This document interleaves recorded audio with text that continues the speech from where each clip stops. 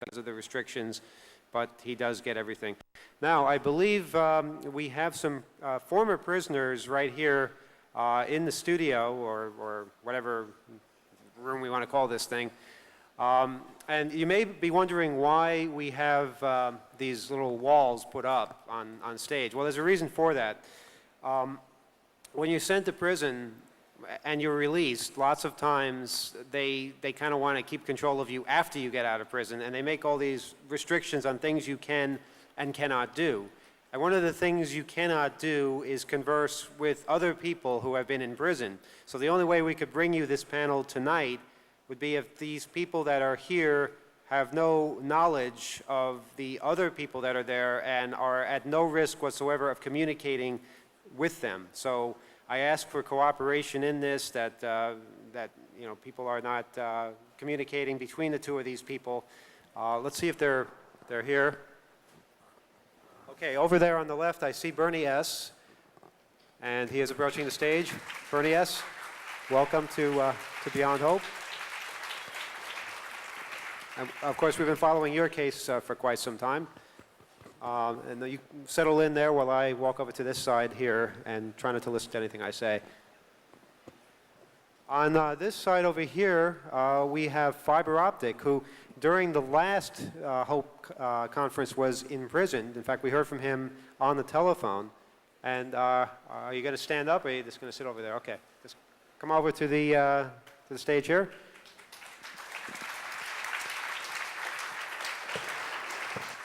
Don't look this way. Don't look this way. Sit. Okay, look that way. Yes, look straight ahead. Now, any questions that either of you have, please direct towards me and the audience members. We're going to start with a brief statement by Bernie as to what happened to him over the past few years, and then we'll get the same from Phiber Optik, and I'll tell you, Phiber Optik, when I want that statement from you, since you're not supposed to listen to Bernie, who you don't even know is there. Go ahead, Bernie. Hello. I'm glad How you doing? I'm Go glad ahead. I'm up here on the stage, just you and me. What do you want me to say? Well, tell us when you first went into prison and why, and how long it took you to get out of prison. Now, I know this story can take hours to tell, Well, I want to abbreviate. but basically we're looking for a very, very brief synopsis here, and we'll get into more details and take some questions afterwards. Okay. In March of '94, I was arrested at gunpoint by 6 Secret Service and Haverford Police Department detectives while I was replacing a hard drive in a lady friend's computer at the time. She was rather surprised to see 6 guys come to her door after she just put her children to bed, and 6 guys came bursting in with guns drawn and ran upstairs and pointed them at me and told me to freeze. So I was kind of taken aback, thrown to the floor, and handcuffed. And I asked what I was charged with, and I wasn't told immediately. I was interrogated by a Secret Service agent and really declined to say much to him, continually asking for my lawyer, who I was told that I was not permitted to call. My rights were read to me, however, though. And spent the night in a holding cell in Delaware County, Pennsylvania. And next morning taken to prison, where my bail was set at $100,000. I was charged with the possession of a modified touch-tone dialer. You can buy a touch-tone dialer at any Radio Shack store. And it was modified with a different crystal, which can also be purchased at any Radio Shack store. 2 parts anybody can buy anywhere in the country. I was charged with the possession of that.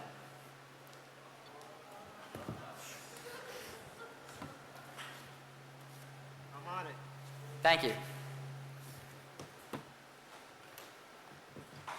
Hope that's not a bad omen. Hey, just hold it right there, Emmanuel. It's good. I think we lost the... We have a maintenance crew up here, please. A legal emergency. How about some more gaffer's tape? More gaffer's tape, please. Thank you. My bail was set at $100,000, and I was, as I said, charged with two things: the possession of the technical description of the crime. It was a Pennsylvania misdemeanor 2, possession of a device for theft of telecommunications services. And the other charge I was charged with was a felony 3, unauthorized use of a computer. That charge wasn't really described well in the arrest warrant. I feel like there's a sword of Damocles over my head.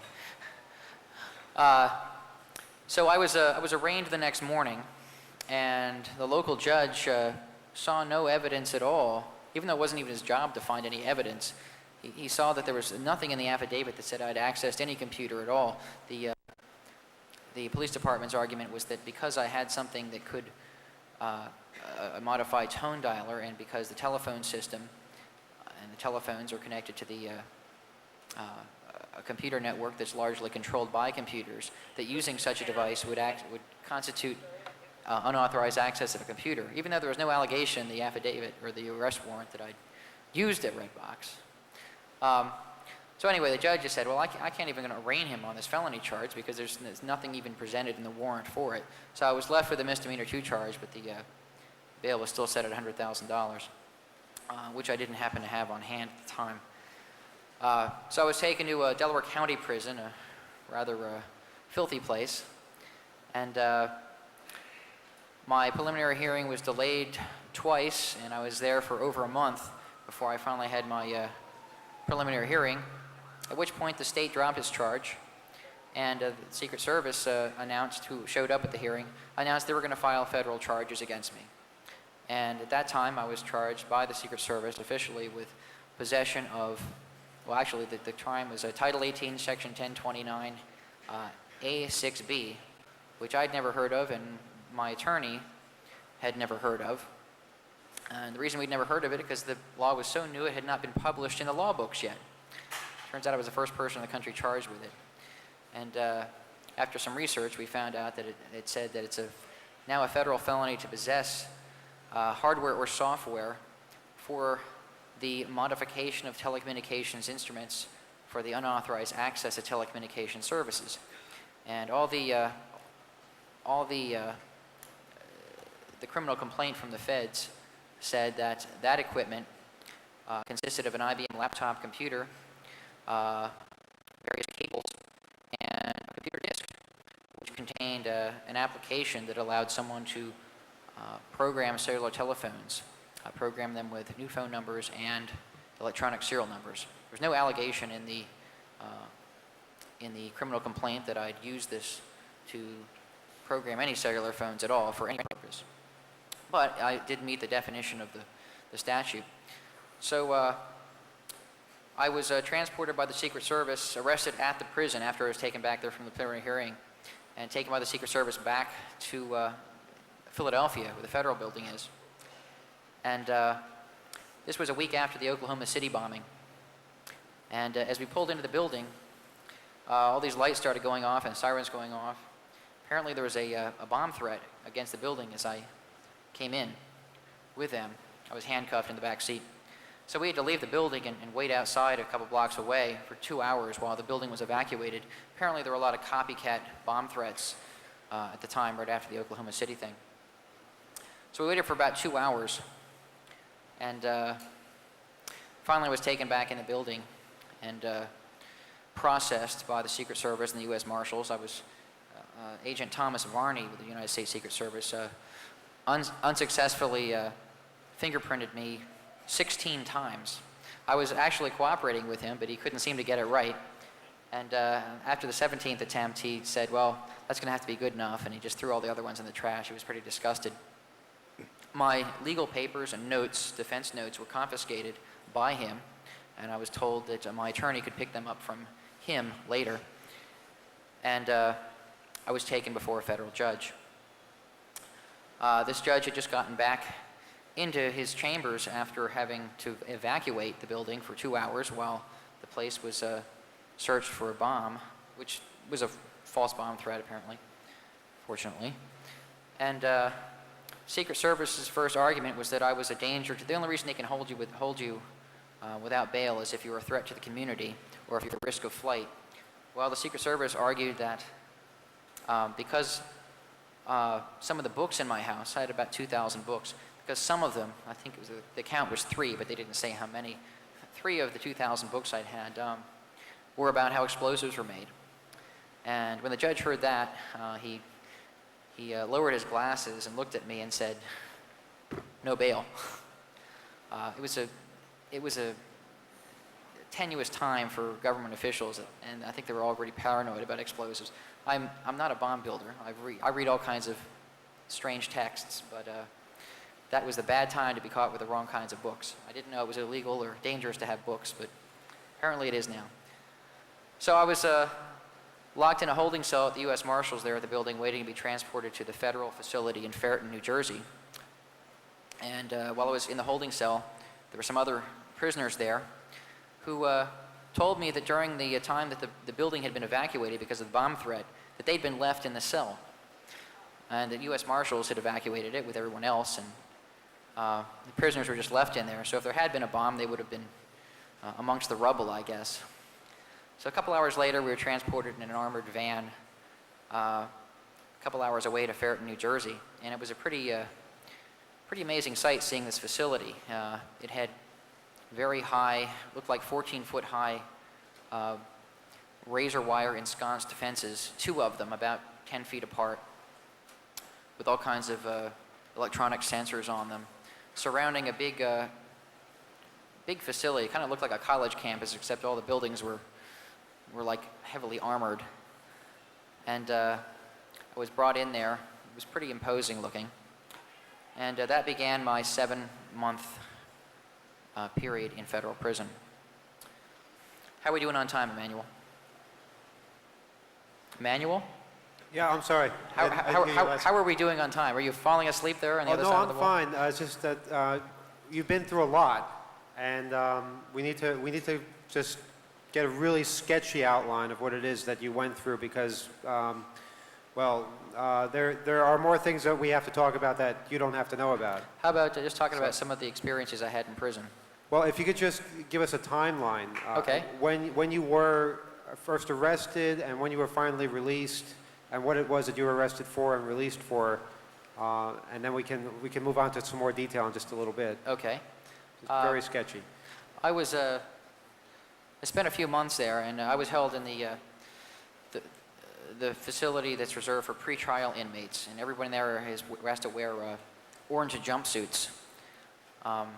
We're called carrots by the guards because we look like carrots running around, and they don't have all the same privileges that people who are designated to that facility have. Apparently, they don't have the same access to the law library and that sort of thing. Ironically, but I managed to get some access to the law library, which wasn't a bad library, but there was not much guidance on how to use it. I witnessed 2 stabbings, one of them fatal, numerous fights, which ended in severe injury. What else did I see? I was housed in the same housing unit with murderers, arsonists, drug kingpins, organized crime figures. At the time, there was a celebrated case in Philadelphia of a big organized crime bust, and I was held with those fellows. That was kind of interesting. One thing I will say about federal prison, there's a lot of interesting people there, for better or worse. I accidentally dropped a garbage can lid on the head of this organized crime family one day off the 2nd tier as I was throwing out some banana peels that my cellmate kept leaving in the cell. And I balanced the lid on the ledge and apparently fell off about 10 feet and hit this guy in the head. I thought my troubles were over then, but I was going to be dead the next day. And he started screaming at me in Sicilian, and his bodyguard there, who was also arrested with him, intervened and said that I wasn't really trying to hurt him intentionally, and that blew over. But it was a scary situation. After a few months going through various hearings that were basically unsuccessful in getting me out on bail, it looked as if the government had a good case against me. I did possess this stuff, and there was no way around it. There was no allegation I'd misused this material in any way. Bernie, what was this stuff? The stuff was a laptop computer, software, cables, and then later they tacked on another charge, possession of the touch-tone dialer that had been modified. Those were the charges. The charges were not that I had used any of this material in any way, shape, or form to commit any other crime. But Was there anything unusual about the stuff that you had? Well, it was not unusual to anybody in this room, probably. This is software that was available to anyone that attended HOPE here in New York 3 years ago, because I gave that software free away to people there and even spoke about its use. It could be used to have more than one telephone on the same number. If you had one phone account, you could have several cellular phones on that. It did not, contrary to what the government argued, give you the ability to steal telephone service from another person, because it didn't enable you to access someone else's account codes, or electronic serial numbers. But that's another subject. The government's very good at being disingenuous when they represent the facts in these cases, and that was one of those instances. So nothing was terribly unusual. You could buy any of this stuff really at any computer or electronics store, and the software is readily downloadable over the internet. Honestly, about a couple weeks before my trial date, my attorney, who I spoke with on a pretty regular basis, told me that the prosecuting attorney, the U.S. attorney in my case, confided in him that the real reason that I was in jail was not because of crystals or laptop computers or telephone dialers, but was because of what they found in my personal files at my home, which consisted of hundreds of subjects, one file folder of which contained information about the United States Secret Service. And that included photographs of some of their undercover agents who served the Philadelphia area. Those photographs had, some months before, ended up on television after I took them to a 2600 meeting, and Fox television news crew showed up and broadcast them on the air. We thought it was kind of funny at the time, but I guess the Secret Service did. And one of the pictures had one of the agents picking their nose. It's available on the 2600 website. So you were arrested in, I was arrested March 15th, 1995. 1995. And by the time you were released, you had been sentenced to how long for the offense of having that technology? Well, the statutory maximum is 15 years in prison for this. But the guidelines, a few years ago, the federal judges were constrained as far as their flexibility and what they could sentence people to, because I guess the House and Senate Republicans were upset that people were getting out earlier than they should in some cases. So they had some truth in sentencing legislation passed, which basically said that the U.S. The government will put together a book with guidelines that the judges have to follow, like in certain circumstances the sentence has to be this long or this short, sort of thing. And the statute I was charged with, even though it was a brand new statute and I was the first person in the country charged with violating it, it was called a fraud statute. But because there was no fraud alleged to have occurred, i.e. The government admitted in their reports that there were no victims in the case, that there was no money involved at all.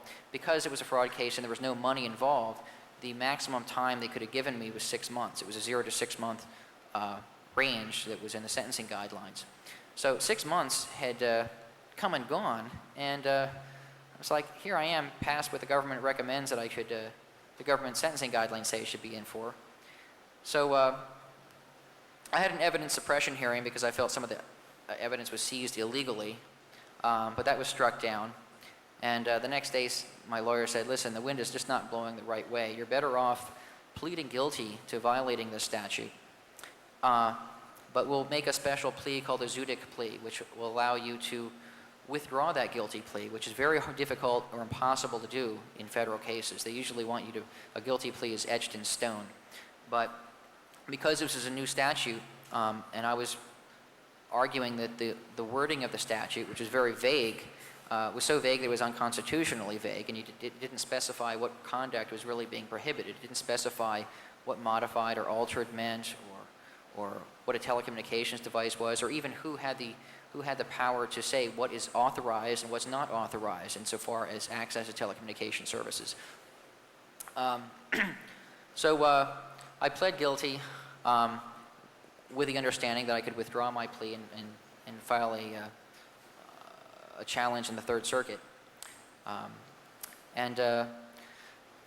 For some reason, I wasn't sentenced right away to my time served. I ended up spending another month in prison, and it turns out that when I finally did go before the judge for sentencing, the government was arguing that because the offense involved more than minimal planning, according to them, that I deserved an additional enhancement to that sentence. In the federal sentencing guidelines, there's all these enhancements. Like if there's a gun involved, there's an enhancement. But I have no guns in my house, so that wasn't an issue. There's like 20 or 30 enhancements they call them. Nice word. One of them is if there's more than one victim, if there's multiple victims, or if there was more than minimal planning in the offense, and there were no victims, they said there were no victims, that you can get an additional 2 months tacked onto your sentence. Well, it turns out that all the planning that they said was involved in my offense occurred prior to the enactment of the legislation that I was charged with violating. But still the judge bought the argument, and I received a 7-month sentence.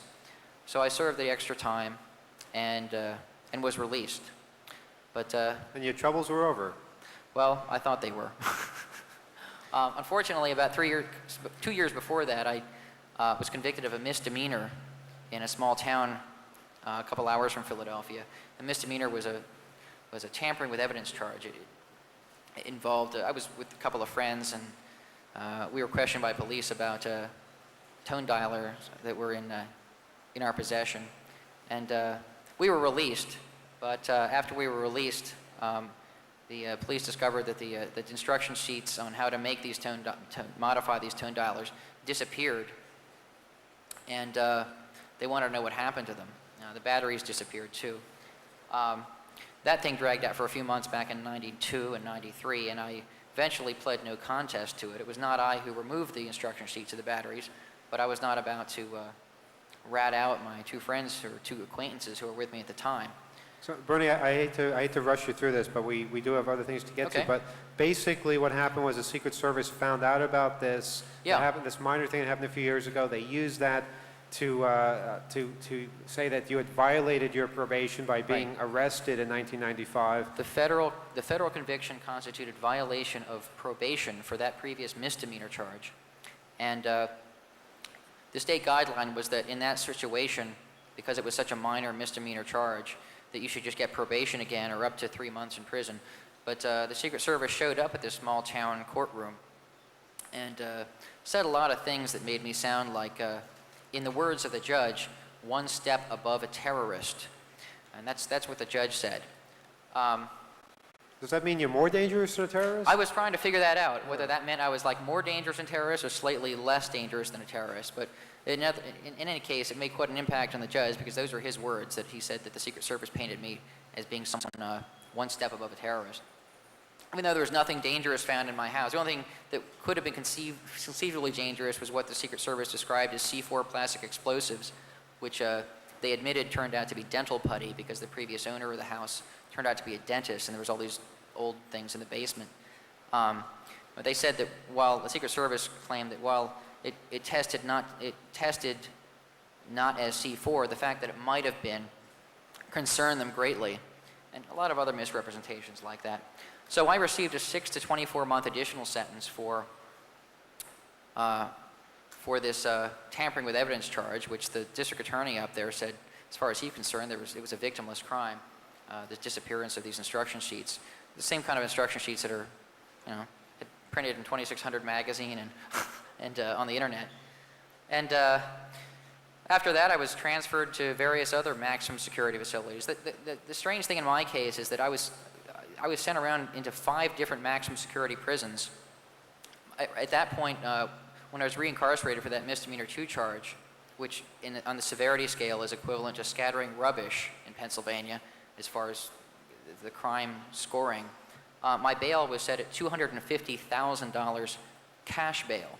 When they say cash bail, that means you can't put up 10% security for it. So it was really the equivalent of $2.5 million bail for what the sentencing guidelines called for probation. But the Secret Service apparently has a lot of influence over judges, especially judges in small towns. And the Secret Service took advantage of that influence and managed to get me sent to not only a fairly bad county prison, but because my bail was set at the equivalent of $2.5 million, locked in the same small wing with multiple murderers and rapists and some really nasty characters. So that began another whole ordeal. I was then later transferred to 2 or 3 other maximum security facilities. And near the end of that whole thing, something happened that I discussed yesterday. I won't go into the details about. I filed, for various reasons, I filed a grievance against the assistant warden at one of these facilities for a violation of my rights in one situation. And as a result of doing that, instead of facing the facts in the case, that warden had me transferred to like the Supermax facility up in Allentown, Pennsylvania, where in less than 12 hours, I was severely beaten and by another inmate who had just been locked up. I don't think the Secret Service orchestrated that, but the fact that I was sent to this extremely high security facility, I think had something to do with it. I spent 7 hours in major surgery, had 52 stitches stitched into me, got a titanium bar in my left arm now, and multiple pieces of metal in my jaw, which was fractured in 3 places. And, while you were being operated on, you were handcuffed to the hospital bed. I was not only handcuffed, but my ankles were shackled to the gurney in the operating room. And that's the last thing I remember before I went unconscious after the general anesthesia. And when I woke up, the next day after coming out of the coma-like condition that general anesthesia gives you, or puts you in, I found myself also still handcuffed and shackled to the gurney in the recovery room. So I couldn't even adjust the oxygen mask that was on my face that was like pinching my nose because I was shackled and handcuffed, and the guard didn't seem very responsive as far as my complaints. He was just more interested in watching sitcoms on the TV and playing them very loudly, which prevented me from sleeping after I awoke out of my anesthesia. But the nurses felt that they couldn't do much about it because he was a prison guard and he could do what he wanted in there. So at that point, your magazine and your readers and listeners to your radio program, I think, got so upset about what was happening that the campaign that you helped mount eventually got me released. I was already past my parole date at that point, but hadn't been interviewed yet for some mysterious reason. And I think if it weren't for those injuries, I wouldn't have gotten out when I did. The protests that were planned and the torrent of faxes and phone calls to prison officials and politicians that were worked in that part of Pennsylvania, I think played a big part in the judge signing an emergency order that I'd be released for medical reasons. And my jaws were wired shut. I couldn't speak. I couldn't eat food. I had to, drip liquids into my mouth and let them seep through the gaps in my teeth. Mind you, right after surgery, after getting out of the hospital and thrown into an infectious disease ward in the prison, where people with tuberculosis and hepatitis were routinely held. I didn't know that broken jaws and arms were infectious, or at least I didn't know they were contagious. But the prison officials apparently put everybody in the same category that way. I wasn't even given any pain reliever. In the hospital, I was on morphine for 1 day, then taken back to the prison. And against both of my surgeon's orders, I was not given any pain medication. And I think that was the worst part of my experience. I remember lying in bed with multiple fractures without any pain reliever. And I learned the true meaning of physical pain then. I got pretty depressed then too, because I couldn't eat, and the guards would bring me solid food. The first night, they brought me a stuffed pepper to eat. And I couldn't even eat because of the pain, but even if I had any appetite, which I didn't, there's no way I could have eaten a stuffed pepper. It was my jaws were completely wired shut. The best I could do was sip like chicken broth, and it was a full 24 hours before they brought me any liquid food. So anyhow, it was about a week or so after that that your efforts and the efforts of your listeners to your radio program and to the readers of your magazine and to the mailing list and news group you set up made enough impact to get me released. So I was released, and it took me about a month to recover from not totally recover. This is about as much as I can straighten my left arm out. Straighten my other arm out fine, but that's where the titanium bar is and where the joint was damaged. And I can't open my mouth as much as I would like to. But glad to be alive, and I'm glad to be out, and I'm happily living in Philadelphia now. Have a good job, have a nice apartment, and trying to put this whole thing behind me. But what I'm afraid of most is this happening to someone else, being incarcerated and going through the hell I went through for something the government admitted there were no victims in, and not one dime's worth of fraud occurring in. Well, the real reason was because you embarrassed some Secret Service agents. I mean, yeah, this again was confirmed by the prosecuting attorney who told my attorney. And my attorney worked with this prosecutor as a federal prosecutor himself for 4 years. After 4 years, I think he saw the light and became a defense attorney. And my attorney also has a very good reputation. He successfully argued a case before the United States Supreme Court at one time also. So he's no, first attorney was terrible, I fired him, but this is the attorney that I had a couple months into my case, Kenneth Trujillo out of Philadelphia. So it's a really good attorney. And his argument again was that I challenged the constitutionality of the law, which we did, but unfortunately he said the appeal he filed had to be kind of a bare bones appeal because he didn't have the financial resources, and neither did I, to put his full staff on it. One thing you'll learn if you ever go through a federal or any kind of other criminal case, especially federal, you need a lot of money. And when I'm saying a lot of money, you need on the order of tens of thousands of dollars to mount an effective campaign. The government usually spends that much money in prosecuting the case, if not more. That's your tax money. And they have, the best expert witnesses that money can buy. And in order to combat those witnesses, you have to hire your own expert witnesses, which are very expensive. You need to have a staff of technically well-versed lawyers to go over all the case law. In my case, there was very little case law because I was the first person in the country charged with this thing. But bottom line is my appeal was turned down because, as my lawyer explained to me, he said they rubber stamped it. They swallowed the government's argument whole. He said they swallowed it whole. And I'd like to make that appeal available to people. I'll get it posted on the internet sometime soon, but it goes into a lot of the details of why the statute is so vague that it could literally be used selectively to probably incarcerate most of the people in this room. I'm not saying that's going to happen. In fact, I don't think it's going to happen. But when you have a vague law like that, it opens the possibility for abuse. And in my case, where the Secret Service, according to my prosecutor, who confided in my attorney this, she was heavily pressured by the Secret Service to vigorously prosecute this case. And she said the real reason I was in prison was, again, because of the information I had in my files. Also, 2 Secret Service agents visited the individual who gave me these photographs and told him, and I'll quote them, "Nobody fucks with the Secret Service without us fucking with them.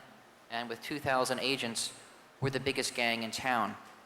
And that's a quote. The individual gave me those photographs that he was visited, and that's what they told him. So he closed his business and moved to California.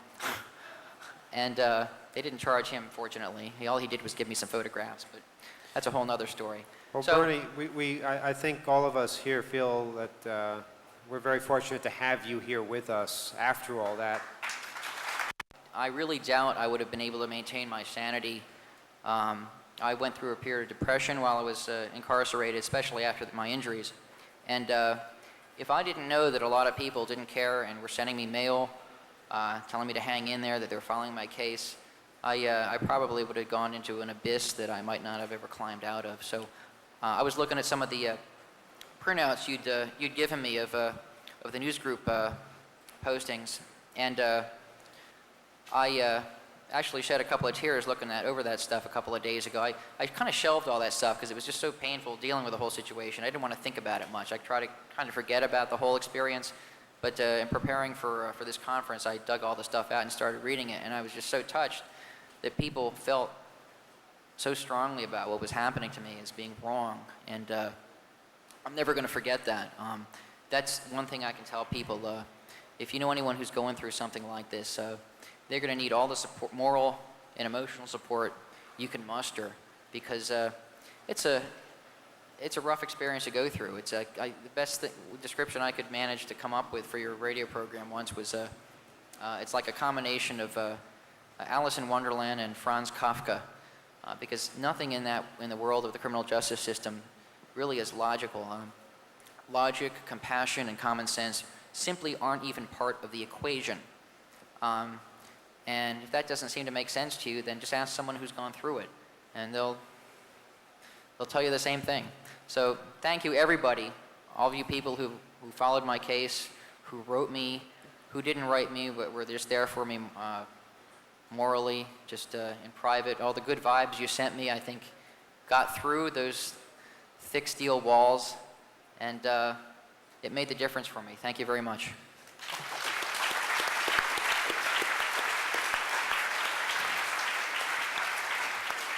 Okay, Bernie, we're going to put you on hold for just a little bit. There is a third case tonight to discuss, and I believe he's still there. Okay. Phiber Optik is to my right. Welcome, Phiber. Thank you, thank you. Now, 3 years ago at the first Hope Conference, Phiber Optik was in prison. A lot of us felt very badly having a conference without him being able to attend, and we were brightened a little bit by having him call us live for the first time in the closing night of that conference. And we were actually able to talk to him, ask him some questions, things like that. This year it's much better. This year he's here, still under some restrictions, but well, let's just hear your story now. Oh, When did it all begin? Oh, where should I begin? There's a lot I can say.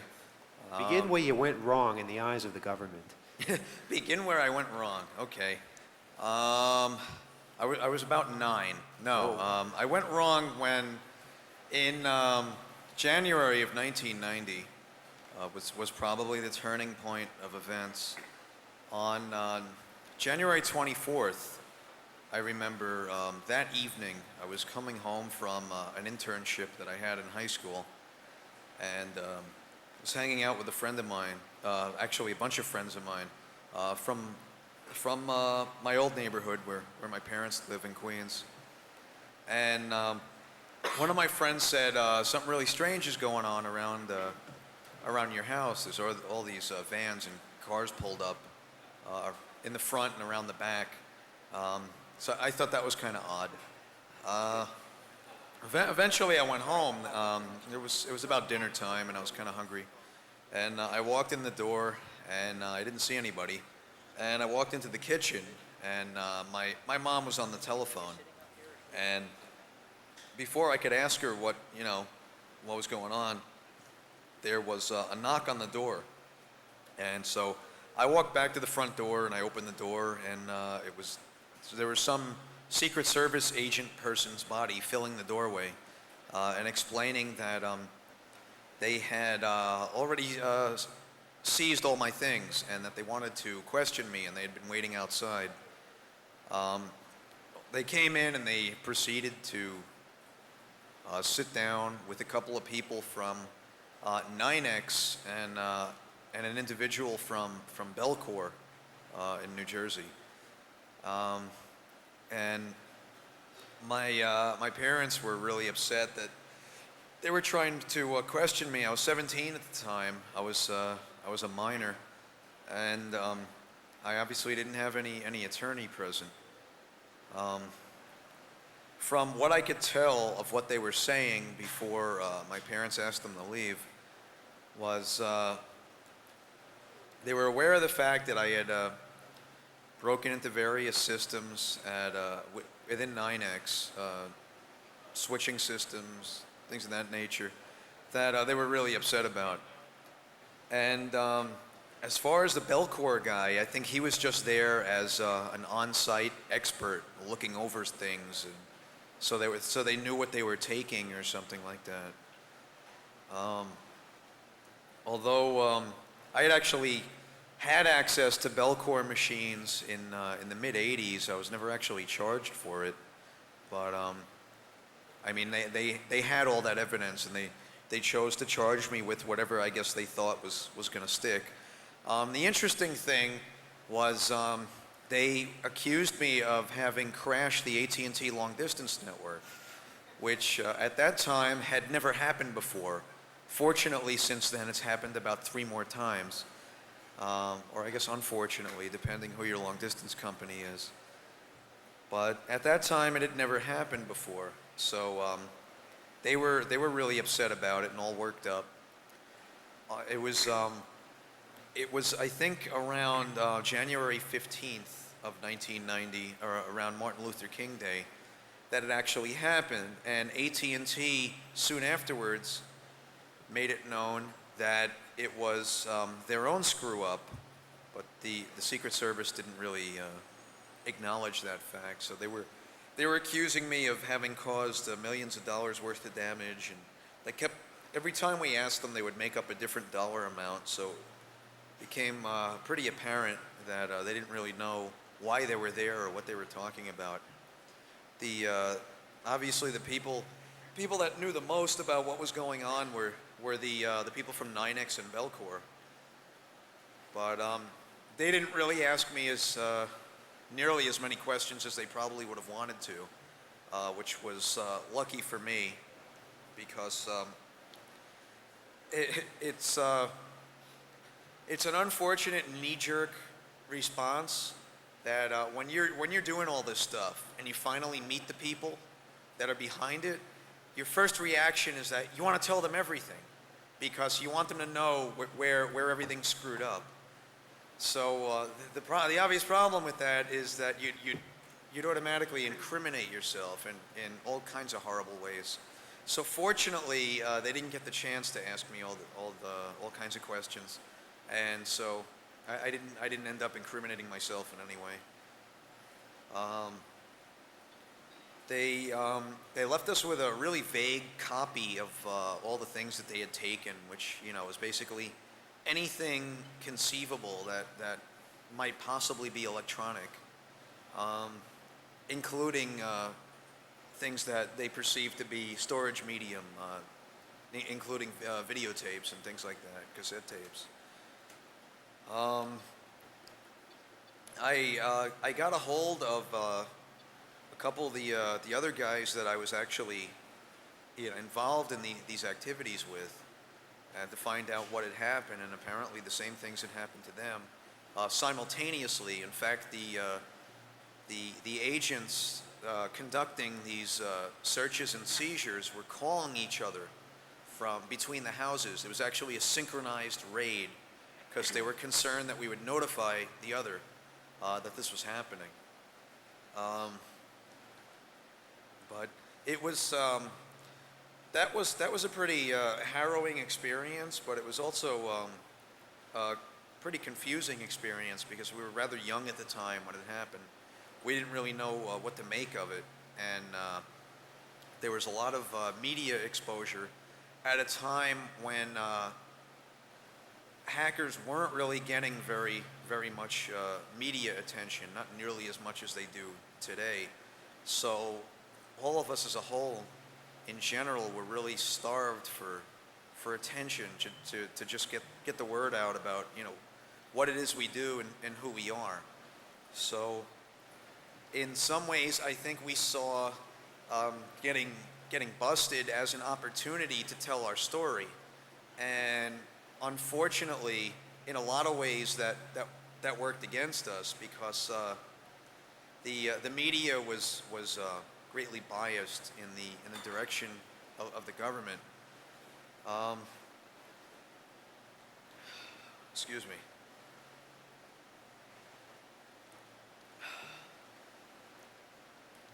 What ended up happening is, does anybody else hear a hum when I'm talking? Emmanuel, why is it humming while I'm talking? I'm not in charge of the hum. Maybe our I'm getting sound serious person knows that. feedback.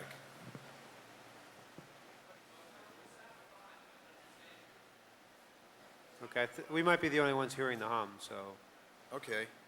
All right, I'll try moving the mic further away. Anyway.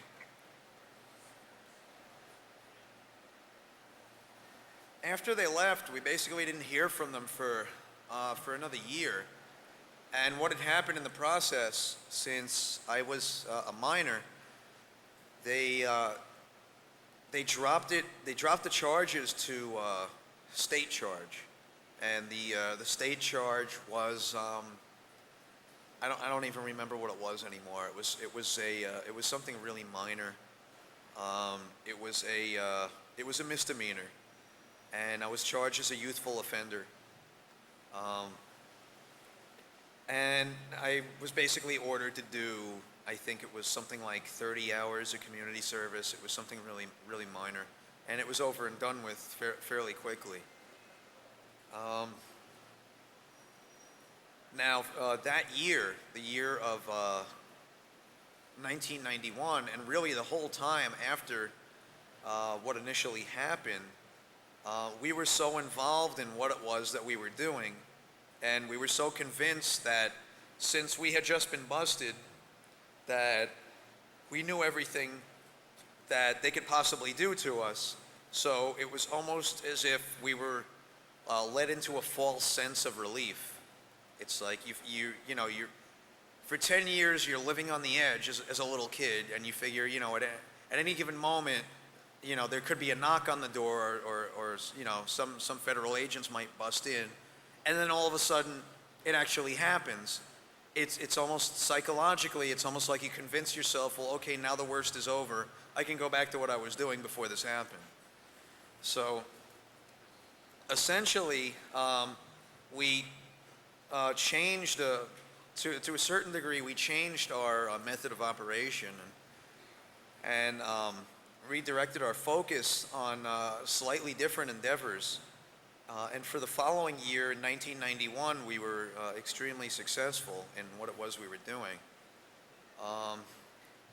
Towards the end of that year, trouble resurfaced, and it was actually the day before Pearl Harbor Day. It was December 6th, 1991. It was a peculiar night. I remember going to sleep at about 4 or 5 in the morning. It was the winter, so it was still dark out. And the neighbor's dogs were making a lot of noise, and the neighbor's car alarm in the back driveway behind my parents' house kept going off. We thought that was kind of peculiar, but nothing out of the ordinary. So anyway, I went to sleep, and I just passed out because I was really tired. I'd been up hacking all night. And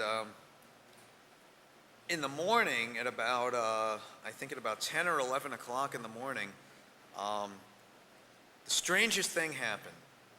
I was awoken by 2 FBI agents, guns drawn, in my room, and they didn't seem very amused. But the worst part is that I didn't really take them very seriously initially, and tried to go back to sleep because I figured that, yeah, it's just completely ridiculous that something like that could be happening.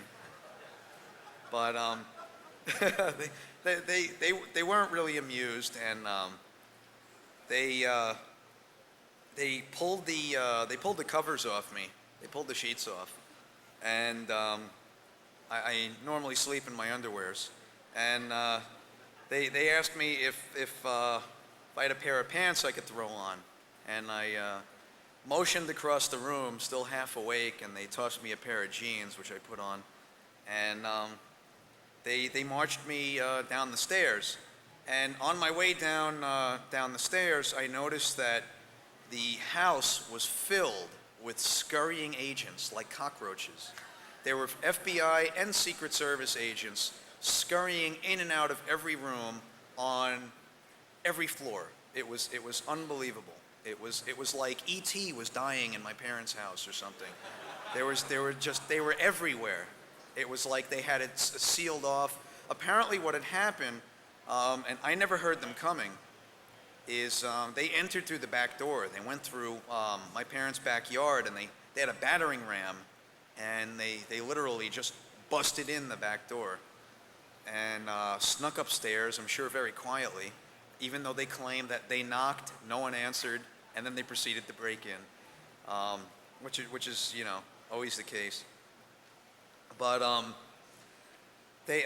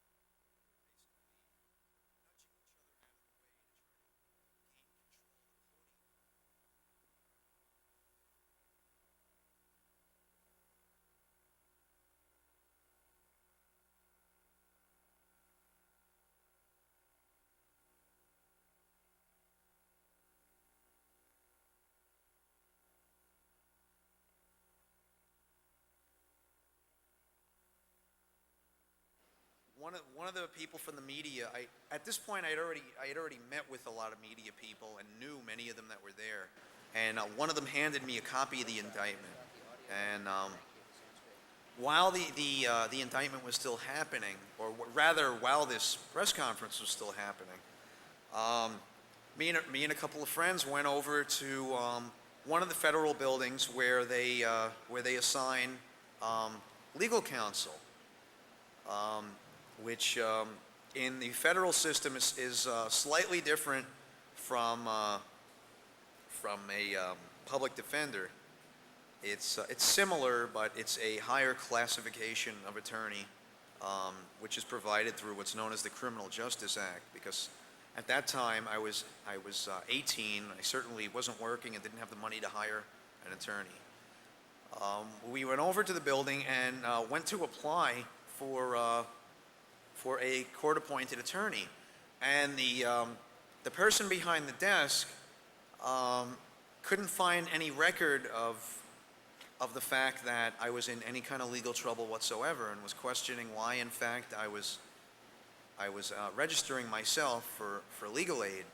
And I was trying to explain to her that I was at this very moment being indicted in the building right across the way, and that only confused her, and it just didn't work out. So we went back to the building where they were holding the press conference, and we could hear what they were saying, and a lot of the media people just didn't understand why this was such a big deal. Neither did I, really. The government was trying to make it sound like it was the end of the world, but the media was really looking for where the actual damage was, which there wasn't really any real conceivable damage other than maybe the damage to the pride of the corporations involved. So at the end of the press conference, one of the people that walked over to me actually turned out to be the assistant U.S. attorney, and gave me his card and said that I would have to get in touch with him. And also the Secret Service agent in charge of the case also came over and said that that they were giving me the option to surrender myself, and that they weren't going to take me into custody because I was not a violent person, or so they thought.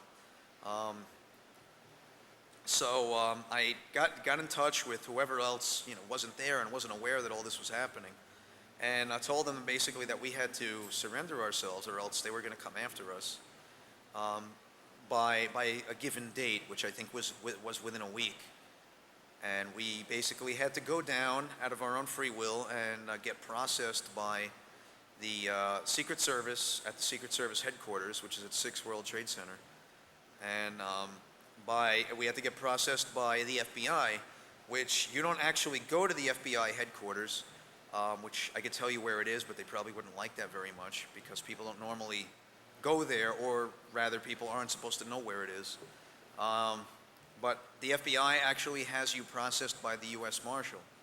So, and the U.S. Marshal was actually in the basement of the court building.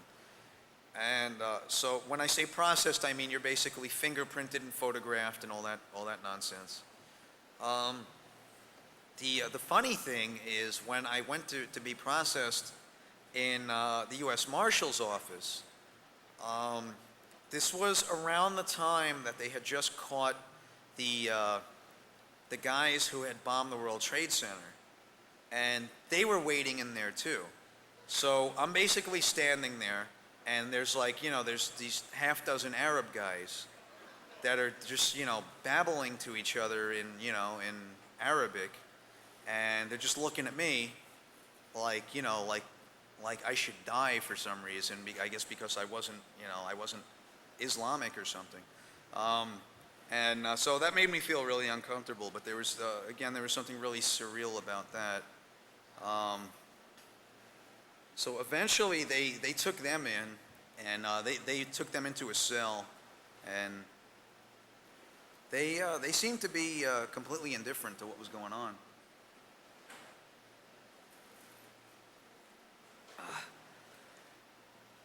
And ultimately, I was fingerprinted and photographed, and then released. And then some time had passed, and sorry, I'm really thirsty.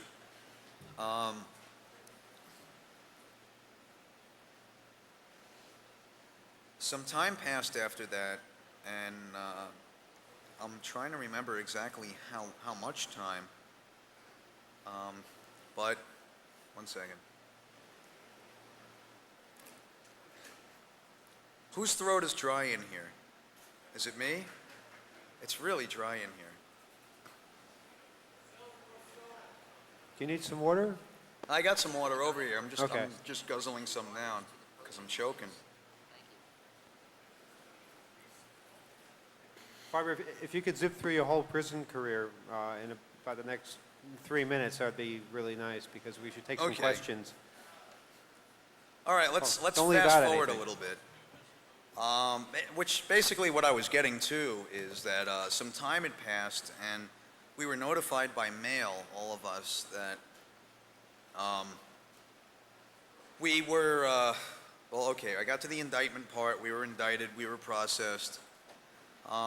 We went through the whole mess of, initially, some of us wanted to go to trial, and others that were wanted for more counts in the indictment did not want to go to trial.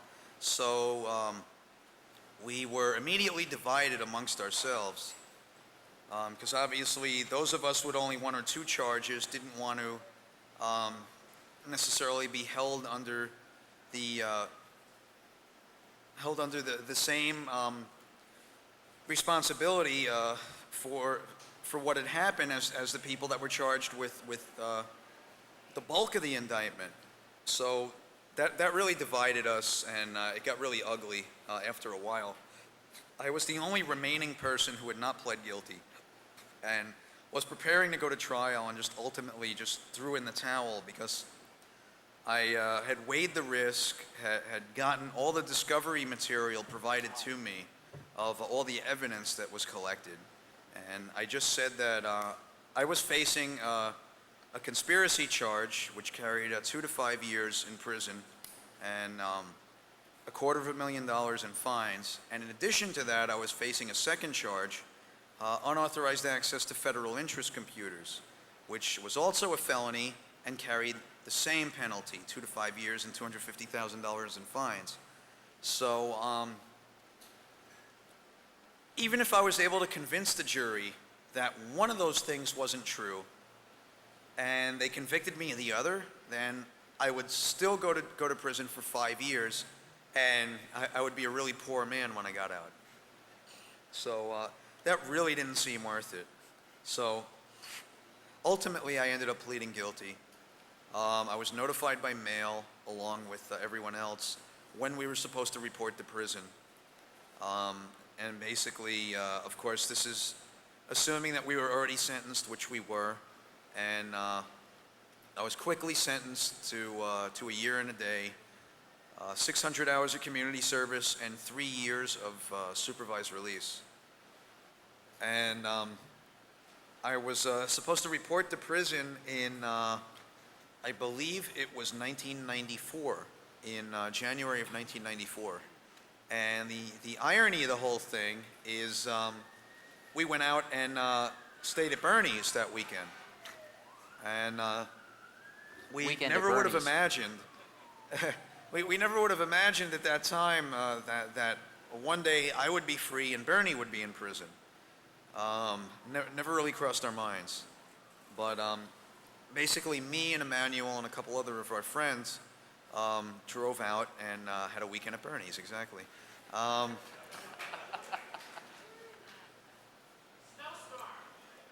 Yeah, there was a great snowstorm. Ice storm. There's an Seriously. ice storm, A great actually. and terrible ice storm that swept through Philadelphia. And it was amazing because there were just blankets of ice on everything, on cars.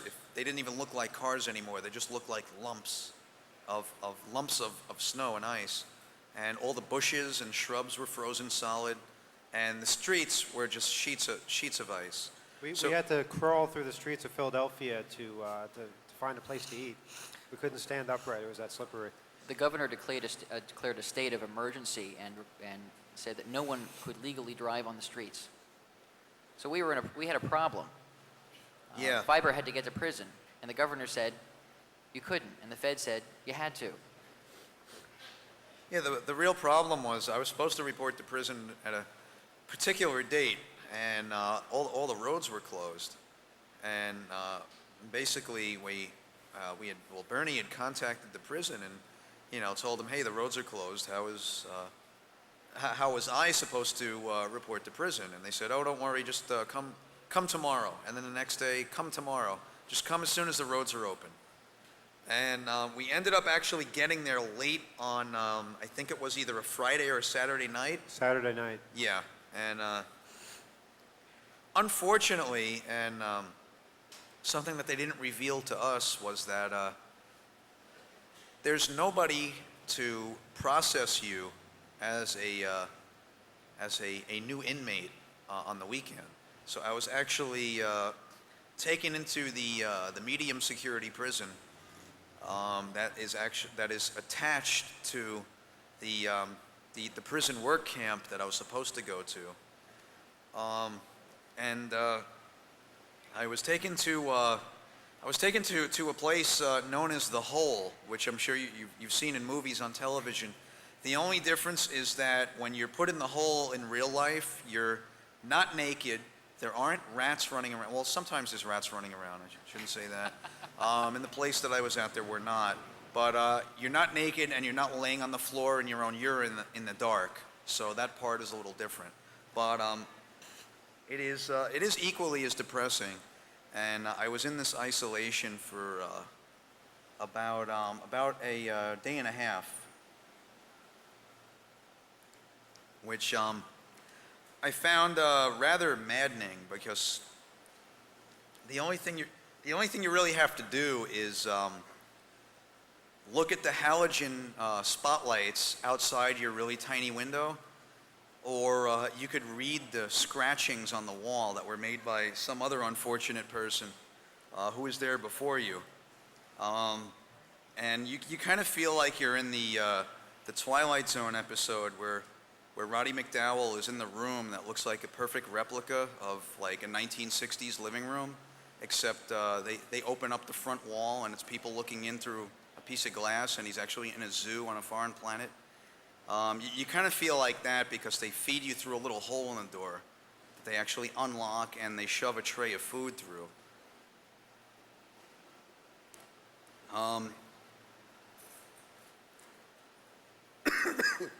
Excuse me.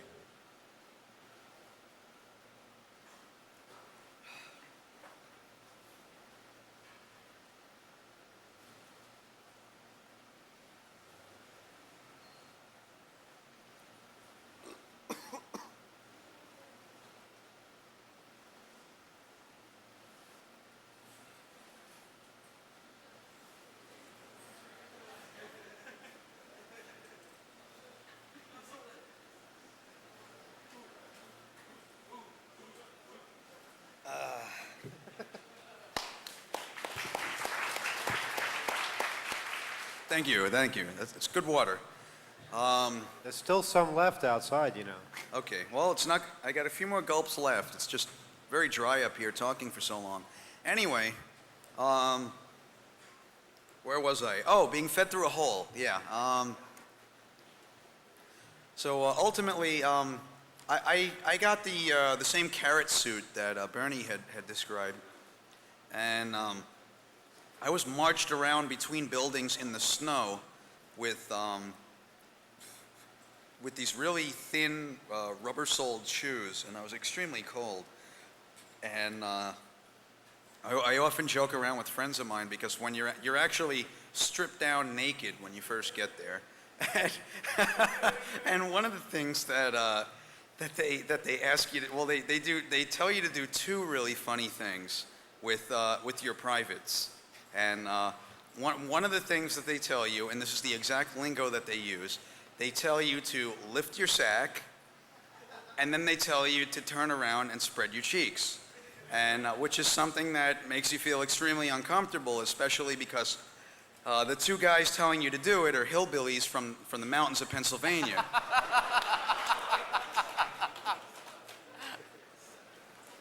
So that was a very peculiar experience. Luckily, I left the room with my manhood intact, and I was given a thank you. I was given a fresh supply of water. No, I was given a.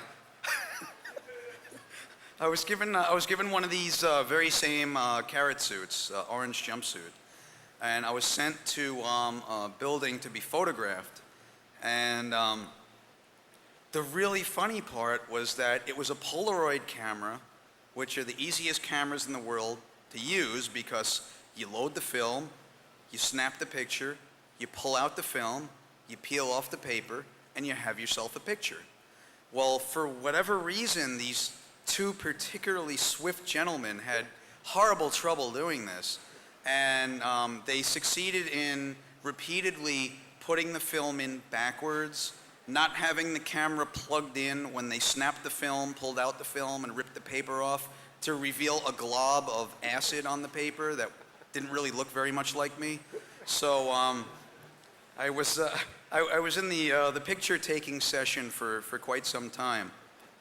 Ultimately, they were able to successfully photograph me, give me a number, have me repeat the number back to them, which was my inmate number, and fingerprint me and the whole 9 yards. And by then it was probably, I'd estimate about 2 or 3 in the morning, and I was getting pretty tired. Let's see, what happened next? Well, okay, by this time I was living in the hole for the remainder of the weekend after I had been processed. After eating something that they claimed was food, and because of the fact that I was already under an incredible degree of stress, on Monday morning, late Monday morning, I wasn't feeling too good, so I decided I was going to walk over to the toilet and proceed to vomit all over it, which made me feel a whole lot better at the time. And then I was sometime later I was escorted out of the hole and taken over to some other building and given a change of clothes because in the prison camp you don't actually wear the orange jumpsuit thing anymore. You wear what looks like clothes that weren't good enough to be used on Gomer Pyle because they were defective or too cheaply made or something.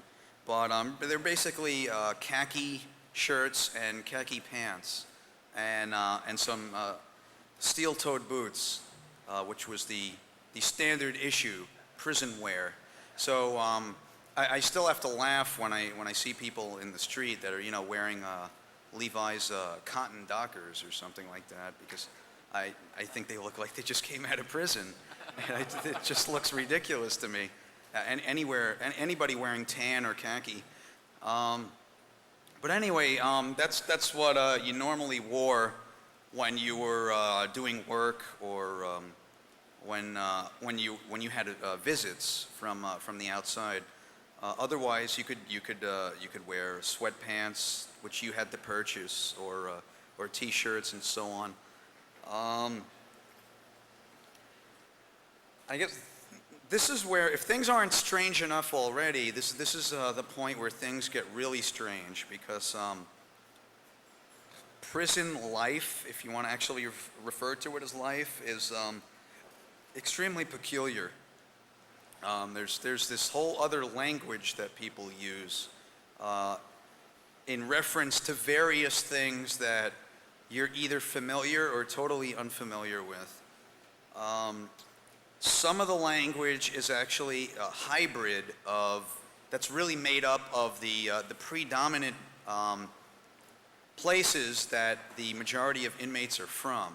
So for example, a lot of the slang that's spoken in prison is kind of a hybrid between New York City, New Jersey, Philadelphia, and a couple other places, and kind of fused together, along with this other long-standing prison lingo that apparently people take with them when they're transferred from prison to prison. And some of the words are I guess, were coined by prisoners, but other terms apparently were coined by the Bureau of Prisons. And if you don't really pay attention, pretty soon you start to realize that a lot of these terms were made up with some kind of psychological reasoning behind them. I'm trying to think of some really good examples. Okay, let's say for example you're having a problem with another inmate or with the person that you're working for, or whatever the problem may be. You fill out a form, and what this form is actually called, it's known as a cop-out. And you say, okay, a cop-out, I need to fill out a cop-out. What, am I copping out in some way? I don't really understand. So there's this really weird psychological thing going on that's sort of subconsciously imposed upon you the entire time that you're there. Not to mention the fact that there are what's known as counts at regular intervals, not counting emergency fog counts. Counts are basically head counts where everybody has to return to their bunk and they have to be accounted for. And then you really see what type of person actually qualifies for a corrections officer. Is the person who failed basic arithmetic in kindergarten, because you'd be surprised how many times they have to recount. Basically the way it works is they have two COs, or what the inmates call them is, ironically enough, they call them hacks. H-A-C-K-S, hacks. And I'm not really sure what the origin of that is, why they're called hacks. I've heard some really playful acronyms of what it could stand for. One of them is huge asshole carrying keys, is one such acronym. But basically, a couple of the older guys, when I first got there, took me in and showed me the ropes about, things you need to know when you're in prison. For example, you learn very quickly that the only thing that you're ever going to hear in prison that makes a jingling noise is one of these huge assholes carrying keys. So you want to make sure that you're not doing anything that you're not supposed to be doing. If you, by any chance, happen to hear the sound of keys jingling. That's something you learn right away. There's other various things that are particularly strange that you find out about right away, that you wouldn't really assume on the outside, that really make no sense. For example, it's a mortal sin if you're in the dining hall to actually reach over someone else's tray with food on it. I could never really figure out why that was. The only thing I could think of is maybe they're afraid that some kind of diseased flesh was going to fall off your body into their food or something like that. I never really could understand that, but I don't know if it's some weird prison superstition or something else, but it's just very strange. I'm trying to think of some of the other things. You're familiarized with, there are, if you ever have a problem, which you never should have a problem, because basically any inmate who does have a problem is putting themselves at risk as a troublemaker and somebody who's going to be shook down every so often, and more often than not. Shakedowns are something that's done on a fairly regular basis. They basically go to your locker where you have your personal belongings, and they open it up and they proceed to rifle through all your things looking for what's known as contraband. And contraband could be most anything. Yeah, I can't really give you any examples because it could literally be anything at all that you're not supposed to have. And the list is endless, and they can literally just make it up as they go along. Like one day maybe you shouldn't be having too many paper clips or something, or another day you have one too many pairs of socks, and that's considered contraband. You got in trouble for having too many books. What's that? You got in trouble for having too many books, didn't Yeah, you? actually, it's also a terrible thing and a horrible transgression against the Bureau of Prisons to have too many books to read. And I could never really grasp what the reasoning was behind that. But initially, when I first got there, I was sent so many books from people on the outside that I was told that I had too many books and I had to get rid of most of them, or else they were going to be confiscated. So rather than letting the prison keep them, I ended up getting a box and mailing them home. But I could literally go on and on and on about all the really bizarre things that occur in these places. But I think, let me ask Emmanuel if you think it's appropriate now to start taking some questions. Yes, if people could line up in the usual spot where we take questions. No pushing and shoving this time, just nice and orderly. And Phiber, maybe we could fast forward to the day that you were released. What was that like? When I was released, it's very, very interesting. Once you're there that long, the interesting thing is anybody whose sentence was for a couple of months, you don't really get that much respect in prison, because anybody whose sentence was that short usually is an informant of some sort or another, or otherwise, why would your sentence be that short? It's highly unlikely that somebody is sentenced to only a couple of months if they were even warranted a prison term. The fact that I was there for a year greatly helped my inter-inmate relationships. And the other thing was the fact that the media was so intent on going to interview me in prison all the time. Before long, everyone knew me, so that really worked in my favor. And I wasn't really screwed around with very often by the prison staff, and not at all by any of the inmates. In fact, majority of the inmates that I knew were extremely friendly with me. And it's strange that when you're there for such a long time, you just kind of get accustomed to the way things are. And when somebody that you know that's been with you the whole time actually leaves, you're really glad that he's leaving and finally going home, but at the same time you're kind of sad to see him go, because it's one less person that you can play gin with or something like that. And that may seem kind of funny, but you really zero in on the simple things, because you lose so much in prison that it's little things like a card game or just a simple conversation with somebody that you smoke a cigarette with. Things like that become really important.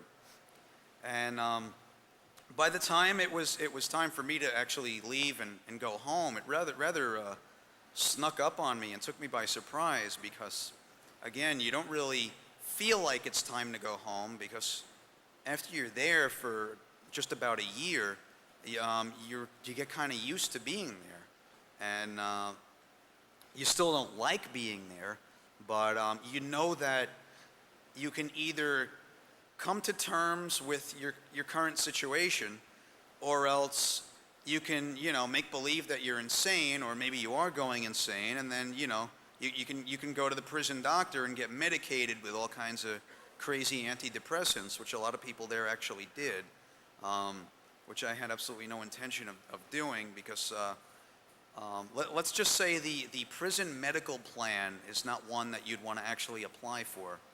So one thing you want to make sure that you don't do when you're in prison is actually get sick.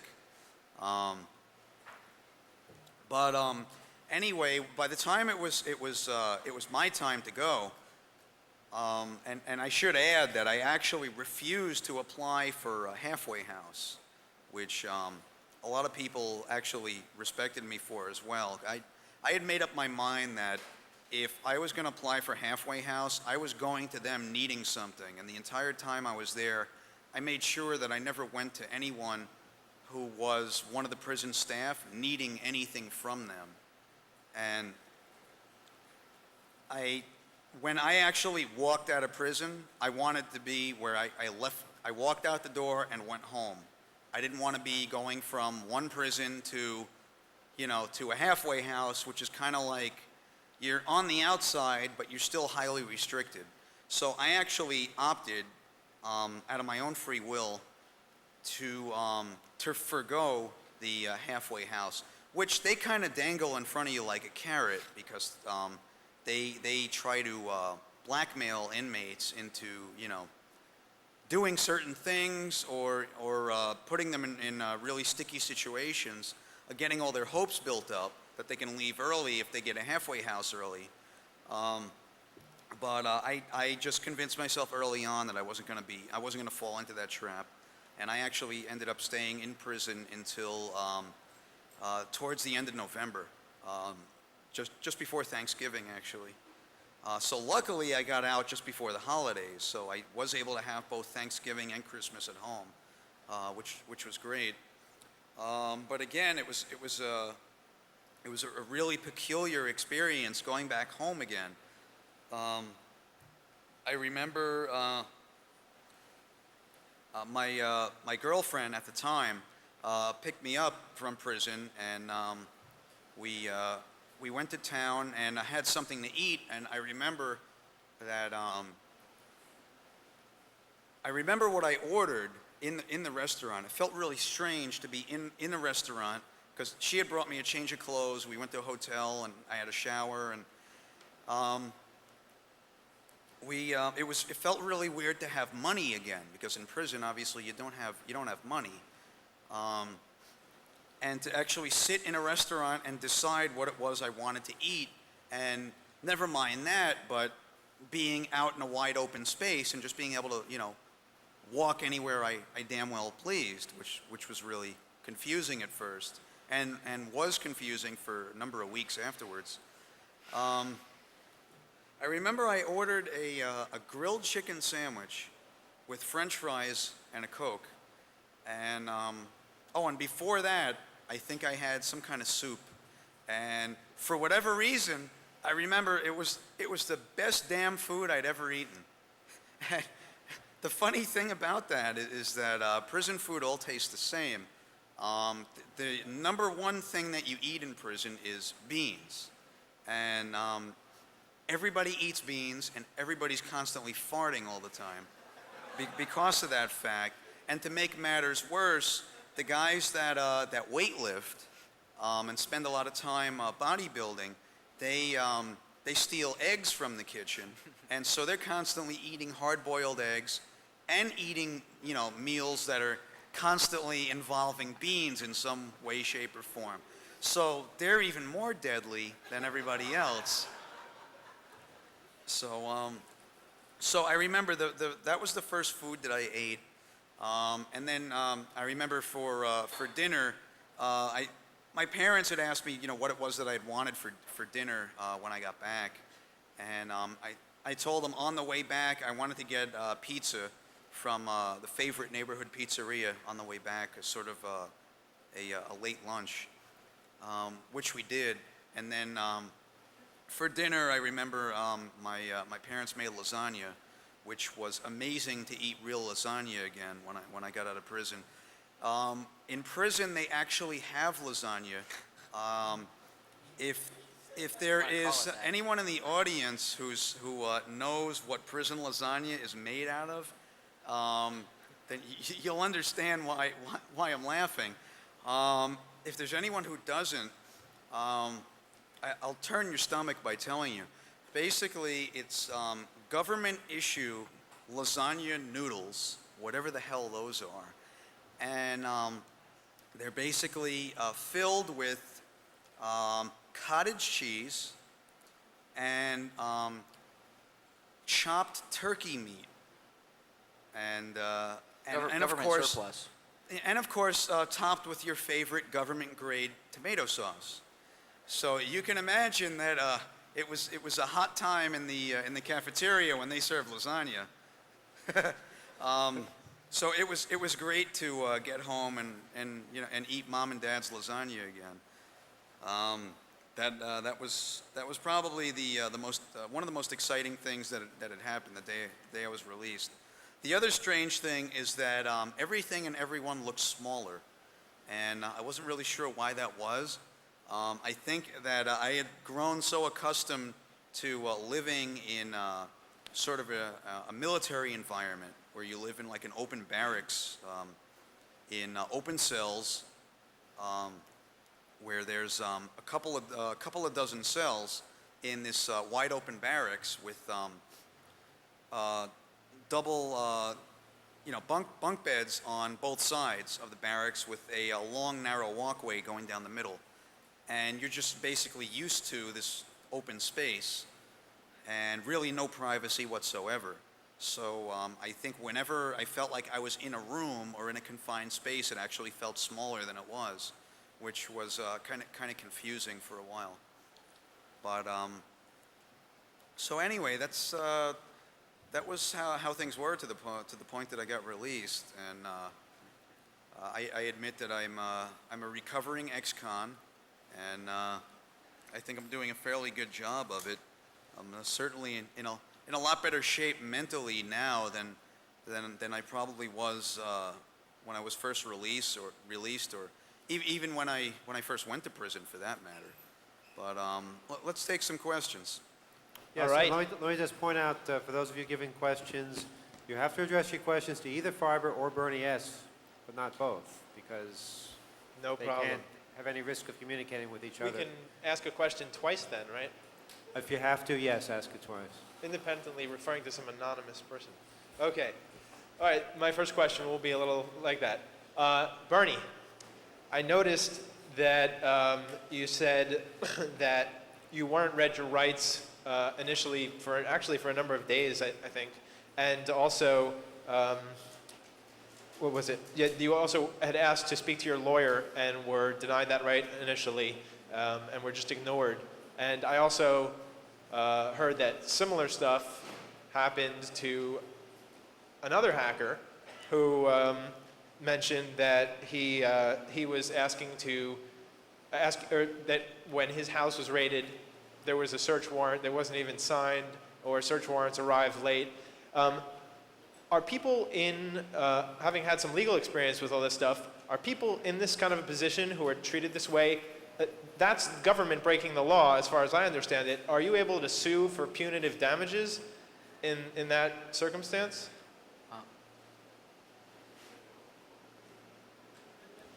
Microphone. Bernie? About 3 years ago, I would have thought so, but I was pretty naive in assuming that.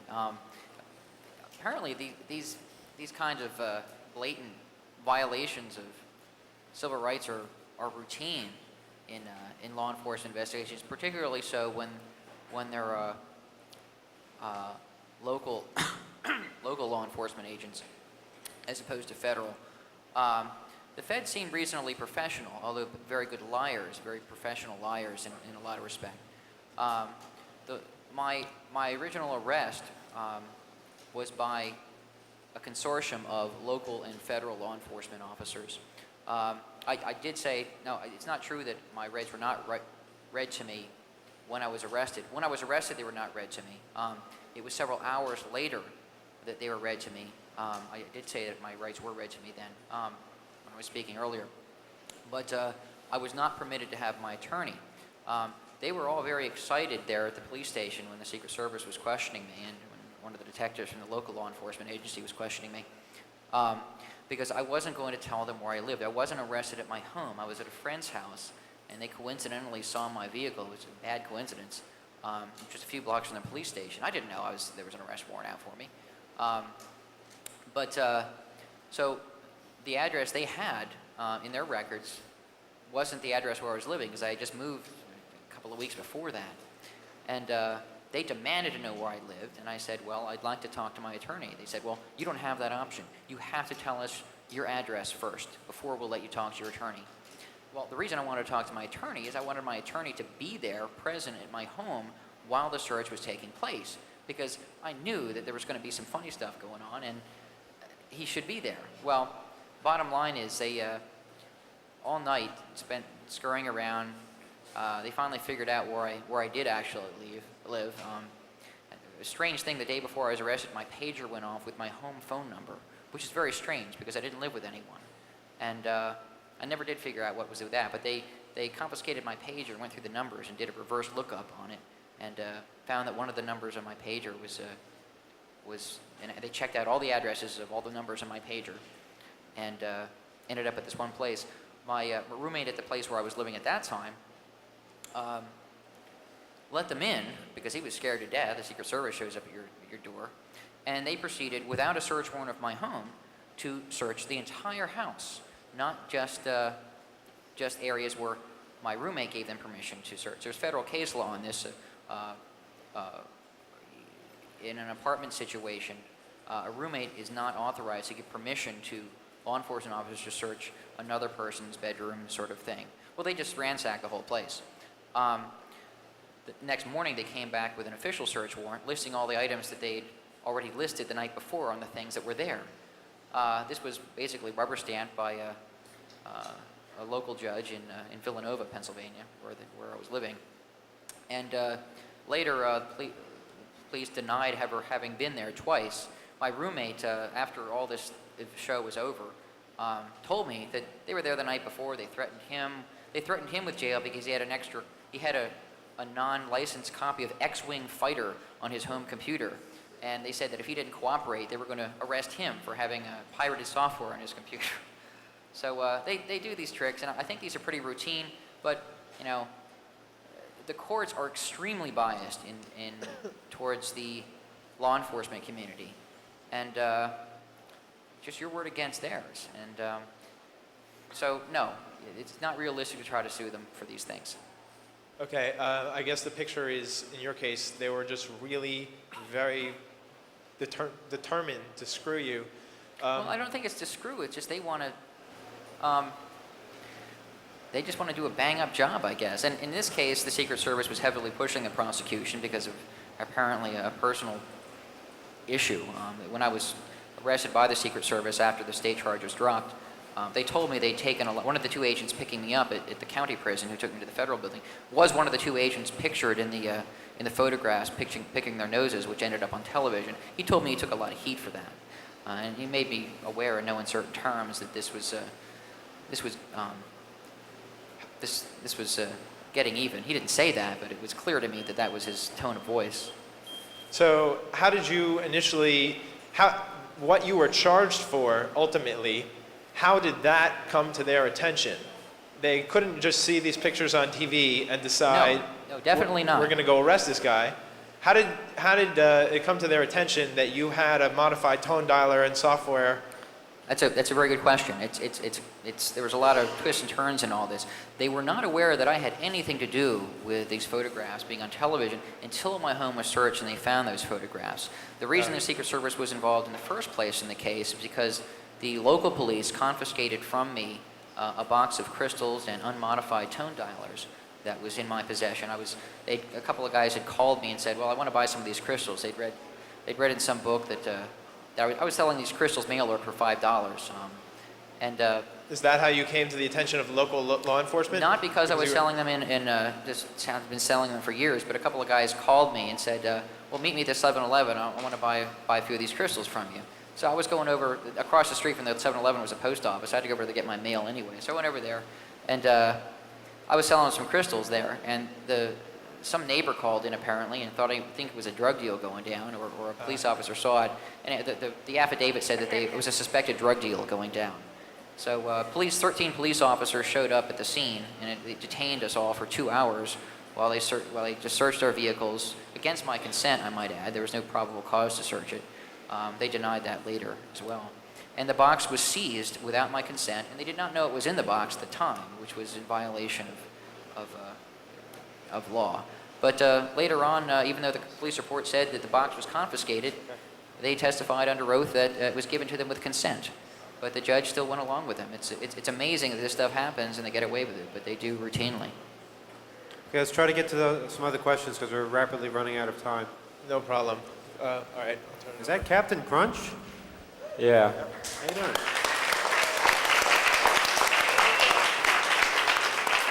And who is your question directed towards? To Mark, Go ahead. Phiber Optik. Has anybody contacted you while you've been in jail to ask you for technical information while you were there? Actually, no. Nobody really ever approached me to do anything for them. Like, I mean, people in general didn't really understand what it is that I did. They understood that I did something along the lines of breaking into computers, kind of like in war games or something like that. You know, Yeah. it was like without an analogy to refer to, they didn't really know what it was that I did. And if they did have half an idea of what I did, they weren't really sure, you know, how that would help them out in any way. I mean, in general, no, people didn't really ask me to do anything like make phone calls for them or Right. anything like that.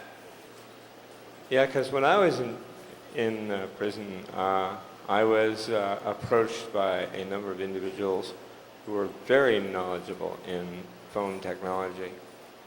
And I thought maybe that you might run across some of those same people as well. Thank you.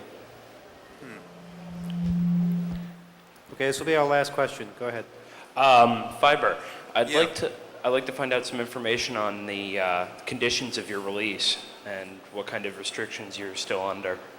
I'm not under any restrictions that are outside the scope of ordinary supervised release. There's nothing in my supervised release that has anything to do with computer or technological restrictions. I can't associate with any known felons, which is a regular restriction. I can't travel without permission out of the state, which is a typical restriction. I don't have any kind of weird restrictions like some of the things they've been trying to pull on people recently, like not being able to use the internet or anything like that. There's nothing like that. Okay, I want to thank both of you for being here today. Emmanuel, I wanted to say one quick thing before, Bernie, yes. before we wrap this up. Sorry. Yes, go ahead. In Mark's case, and fortunately it didn't happen in, well, actually it did happen in my case and in Mark's case. The reason a lot of people go to federal prison and other county prisons, aside from what they're charged with doing, the prosecution's cases are often made much easier because of informants or people who come forward with information about the defendant. I know that happened in Mark's case, and it did happen in mine as well. I want to give you some quick statistics. In the federal prisons, in the U.S. federal judicial system, 97% of the cases that are brought forward, 97% of indictments result in convictions. That's a phenomenal success rate. 95% of those cases never make it to trial. And that should tell you a couple of things. And that is that a whole lot of prosecutions are being meted out without trials. And the reason for that is that the federal sentences are potentially so long that people get really scared that they're going to spend, years and years in prison, and will generally rat out anybody that are involved in any kind of activity that the government feels is illegal, and will get off with minimal or no sentence at all. I just want to tell people that a lot of people are going to jail unnecessarily as a result of people not just learning to say, talk to my lawyer. It's really unfortunate. We wouldn't have this kind of conviction rate on hackers, or other people for that matter, maybe who should be in prison. But in any case, in these kind of crimes where there's like when there are no victims involved, no one is hurt, the hacking community really needs to learn this, that everyone will be best served in this community by simply not ratting out their fellow hackers. Over the past few years, this has gotten a lot worse. People seem to be stumbling over each other to rat each other out, and we're all losers as a result of this. And maybe one person will serve less time, but it's extremely self-serving, and you have to hang together in all this. So I just wanted to make that statement because it's a disturbing trend, and people need to learn this. Okay, I just want to say the two of you are probably two of the most inspirational people in my life. I'm proud to have you both as friends, and I'm really glad that both of you are out today with us here. Thanks so much for being with us.